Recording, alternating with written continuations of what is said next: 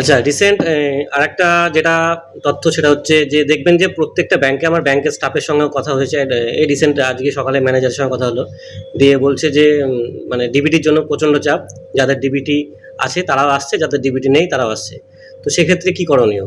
তো সেক্ষেত্রে করণীয় যে বলতে আপনারা প্রথমেই অনলাইনে চেক করে দেখে নিন আপনার নিকটবর্তী সাইবার ক্যাফেতে। হ্যাঁ, আর আমি এটা নিজেও সাইবার ক্যাফে করেছি, সেটা আমার এরিয়ার জন্য।